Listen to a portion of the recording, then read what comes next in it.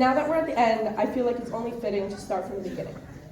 Before Aardvark, I had only ever been here to visit family, my mom dragging my brother and I everywhere to meet our distant relatives that remember me when I was being here without them, and at a very interesting time too, really was eye-opening, and gave me an opportunity to create my own personal connection with this beautiful country we've called home these past few months. For starters, I was able to really immerse myself in Israeli culture.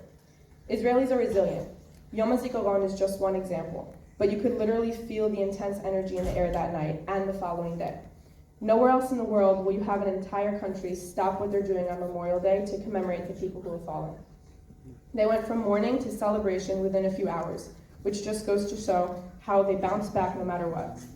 I've also never witnessed a protest. As annoying as they were sometimes, I never thought I would be able to witness such a thing as powerful as people coming together to protest something they're so passionate about.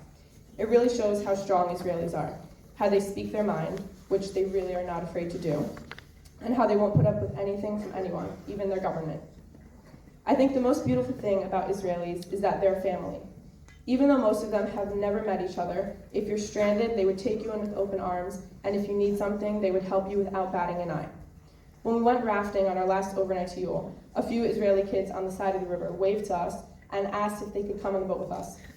Obviously, we said of course, and they jumped in the water and climbed onto our boat.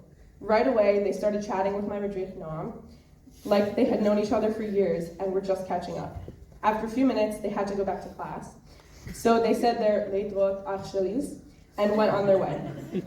They had never met, had one conversation, and were already calling each other brother when they parted ways. The thing is, they're not only connected by being born in the same very controversial country, they're connected by their religion too. They celebrate the same holidays, feel the same pain on Yom HaZikaron, and the same pride on Yom HaAtzmaut. Judaism connects every Jew from all over the world. If you think about it, we're only here because we're Jewish. And if it wasn't for our Judaism, we wouldn't have had the opportunity to meet people from all over the world.